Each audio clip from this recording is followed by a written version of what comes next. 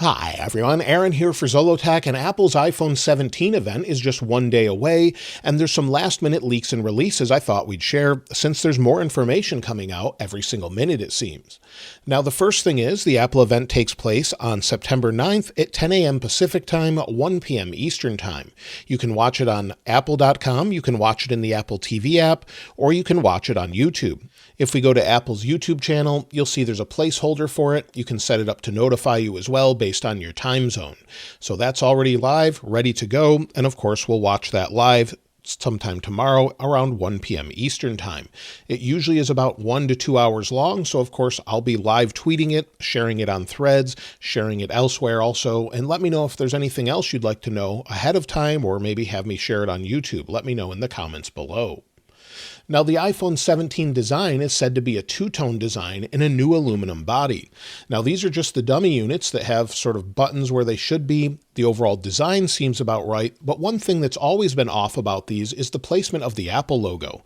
And this makes sense if it does have a two-tone design. So you'll see it's down here where it's off-center. But with a two-tone design, with maybe a border here, a cutout maybe for glass or a charging area, it would put the Apple logo in the center of that two-tone area. So that makes a lot of sense. Maybe they're actually adding that to help with cooling, and also maybe better overall connectivity. So it could be better 5G, Wi-Fi, Bluetooth. Hopefully we see improvements there this time around.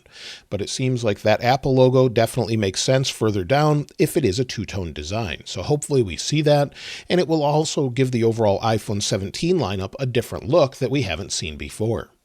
Now, the updated display is said to be brighter. We've talked about that before, but now the dynamic island is said to get a little bit smaller. So where it's currently around 2 centimeters, it's said to shrink down to about 1.5 centimeters.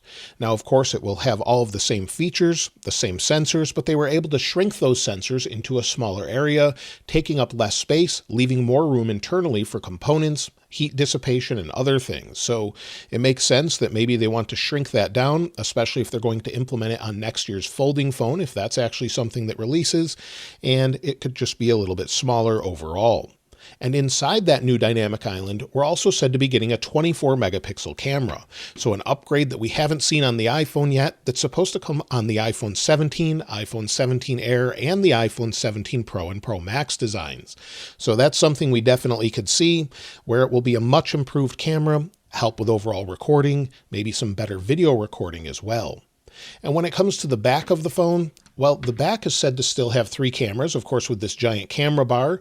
Placing things such as the flash further off to the right may help with overall red eye reduction, and maybe there'll be less glare and some other enhancements too to the lenses. But we're said to have 48 megapixel cameras on all cameras this time, along with up to 8 times optical zoom. However, the new thing that's leaked out is possibly a variable aperture. So that allows more or less light in. It could give you a blurrier background for better depth of field, or just better low light photos altogether. So it could open or close the aperture of the camera maybe, and this is something that I don't know that it's confirmed, but would be a nice addition. We've seen it on other phones before, and I don't know that it was a big success, but it would definitely be something that's nice, especially for video recording as well. In video recording is one area we could be getting a big update this year. The first thing is dual recording with both front and back cameras with the iPhone 17 Pro models, so we could record from the front, maybe comment on what we're seeing on the back camera. Again, something we've seen in other manufacturers, but Apple may be adding it to the Pro models, and that would be due to the extra RAM, up to 12 gigabytes able to handle that. So we don't know if that would be something on the iPhone 17 Air or iPhone 17, but it looks like it would be on the iPhone 17 Pro. I would love to see that feature brought over to the iPhone 16 models, but it looks like it could be something that's more exclusive at this point. We could also see 8K recording. So this has been long rumored for a couple years at this point, but 8K recording would be welcome. And while you can't really view that in many places, since most people don't have an 8K display, it's great to be able to record in 8K and then zoom in to 4K. And it just gives you a little extra room to work with when you're maybe editing this or just filming things in a different way so that you can get more detail. So that's something I would definitely welcome. Of course, you need to keep all of that cool, and the latest information showed a new vapor chamber. This has again been rumored for a couple of years, but it looks like it's been shown off in particular. So we could have a new vapor chamber design to help keep everything cool, along with that two-tone design with maybe that glass piece on the back, aluminum to help keep everything cool since it conducts a little bit better than titanium. And the titanium is nice, but it's not good at getting heat out of the device. So maybe this will help that tremendously. Again, we don't know all the details until Apple shares it, but that's something that I think would be really nice. Also, the iPhone 17 Air is said to use Apple's new C1 modem. It's said to come in this new light blue color that we've seen before, and it could use the new C1 modem but lacks millimeter wave. Some reports show that on T-Mobile, the C1 modem is slightly slower, but where I live, I've not found that to be the case. Technically it is though, but in ideal situations it would be slower since it only supports 3-carrier aggregation instead of 4-carrier aggregation. So depending on how the network is set up around you, of course that could make a difference. Also, one thing I wanted to note, and we'll be comparing once it releases in a few days, is the iPhone 17 Air is super thin, but not so much thinner than the iPhone 6 Plus. So this is an iPhone 6 Plus on the left, iPhone 17 Air on the right. The 6 Plus with its camera combined is actually thinner. However, the overall frame of the 17 Air is thinner than the 6 Plus.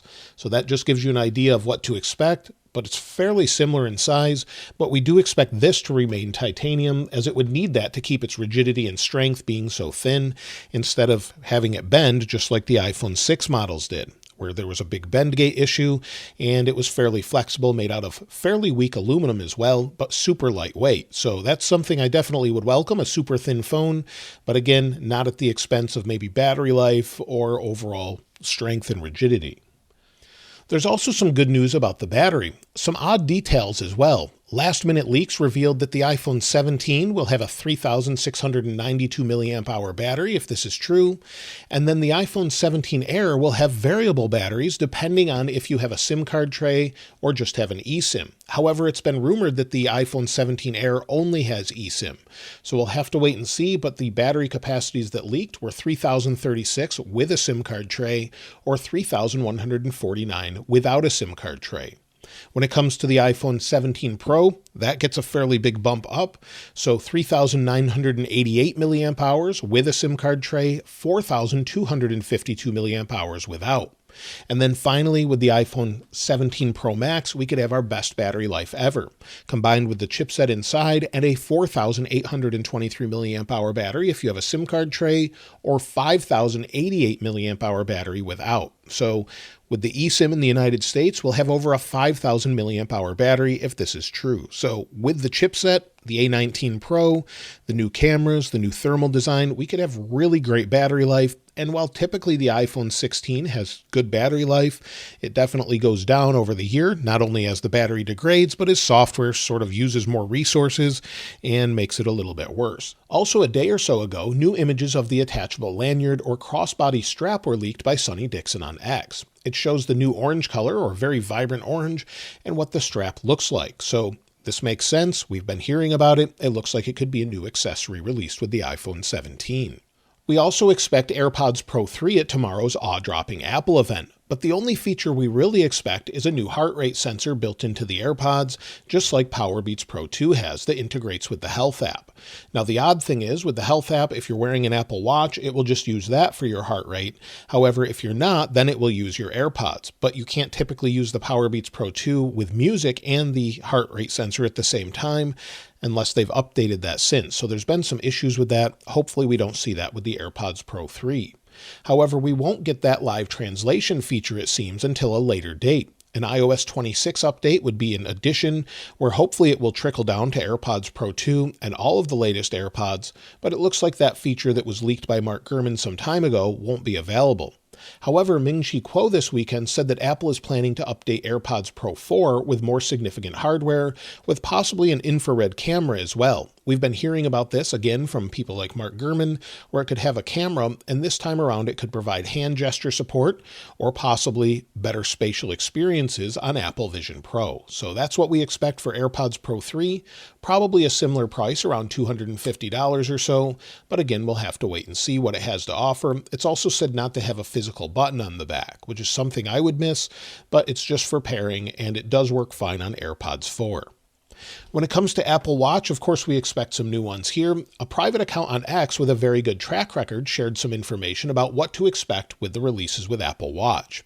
We expect an Apple Watch Series 11, Apple Watch Ultra 3, and a new Apple Watch SE 3. They're all said to have a similar chipset, based on the S10 architecture still, so not some major updates there, possibly blood pressure monitoring or at least alerting you of blood pressure increases. So those are things that we don't know 100%. Some people have said that's definitely coming with blood pressure monitoring. However, it could just be alerts similar to what we have with temperature alerts as well. But either way, we don't expect major design updates other than maybe the Apple Watch Ultra 3 with a brighter display at a higher refresh rate, slightly larger display, and maybe better viewing angles similar to the Apple Watch Series 10. So not any really huge updates there, maybe a plastic body for the SE3, but we're not expecting anything major there, as the software update's fairly minor this year with watchOS 26 as well. A bit of a surprise this year could be an iPad Pro with an M5 chipset. This is something that was again leaked by an anonymous account on X, and maybe we'll have an M5 iPad Pro. What it could offer over what we currently have is hard to say, as it definitely feels underutilized on the M4 iPad Pro, but either way, it looks like we could get that as well as a release with that event. So we'll have to wait and see if they do that, or push this maybe to an October event as well. Some others have also suggested we could see new AirTags with updates at this event as well released, just sort of on the side. Again, they could leave that until maybe an October event to release it along with many other things, sort of to make the event fuller. But either way, we should be getting new AirTags soon as well. Also later this year, according to Mark Gurman, we could see a new Apple Vision Pro. Now, it's possible they could announce it at this event. We don't really know, but it would be space black, possibly completely different looking, with an M4 or M5 chipset. Maybe the color change would be a big update, along with maybe a design change that makes it much lighter. That's something I would welcome. And of course, I've had a few issues with the crack here in the front where I don't know where it came from. And this crack on the side here, I've shown before, where that probably was a result of traveling with it. I'm not sure, but either way, it hasn't affected the usability of it. But definitely the crack on the front, as it's always stored in this case here and then in an Apple case as well, is a bit surprising, but I know a lot of people were experiencing that. Also, we expect an update to the HomePod Mini. HomePod Mini 3 possibly with an S9 chipset from the Apple Watch, but we could get a new red color according to Mark Gurman. Again, we don't know if it will be at this awe-dropping Apple event or if it will be at another event, but we do expect some sort of upgrade with that, maybe as we get closer to the new HomePad or rumored home device that we've been hearing about for some time. Also, we do expect an updated Apple TV coming soon as well with an A17 Pro chipset and Wi-Fi 6E or Wi-Fi 7, but possibly at a later date. Again, as Mark Gurman said to expect it, but he didn't say at this event necessarily, but just later this year. So those are things I would expect. As far as future iPhones, well, next year's iPhones were originally thought to have new 48 megapixel sensors developed in tandem with Samsung that could have better dynamic range, but according to Ming Chi Kuo last minute, he said don't expect those until 2027. So that would be iPhone 19 at the earliest. However, we've been hearing about an anniversary iPhone, and maybe we'll have to wait until the iPhone 20 for that. So we don't know as far as when they're going to release these, but those are things that are in the works. As far as upcoming releases, many of you have been asking about that. I would expect iOS 26 RC or release candidate to release to developers and public beta testers after the event on the 9th. Typically, that's what we see every year. They'll push it out after the event, usually around 3 or 4 p.m. Eastern Time. Then we'll have about a week until it releases to the public. So typically we'll see that, maybe iOS 18.7 RC as well, and then an iOS 26 public release probably on the 15th or the 16th. They, of course, could change this. Sometimes they stagger releases with macOS Tahoe possibly coming in October. They've done that before, but it seems like most things are close to ready, so we could see most of them on the 15th or 16th. Of course, I'll keep you updated with any information I have on that. Of course, we could see iOS 26.1 as well, with maybe some new features, and I don't expect that new Siri update with Apple Intelligence until iOS 26.4 at the earliest, according to all of the rumors. So those are things to look forward to, and all of the things that have recently leaked about the next event, jaw-dropping iPhone 17 event. So let me know what you're looking most forward to. Do you like the new design now that it's supposedly two-toned? Are you planning to pick one up? For some reason, I really like the iPhone 17 Air and may pick one of these up for myself, but let me know what you're planning on getting to use as your main phone? I'd love to hear from you in the comments below. And also, would you pick up this new orange color? Maybe the new blue color? The shades could be slightly different here. Or maybe you just want to go with black or silver. Let me know in the comments below. Of course, I'll link the wallpaper in the description like I normally do. And if you haven't subscribed already, please subscribe. And if you enjoyed the video, please give it a like. As always, thanks for watching. This is Aaron. I'll see you next time.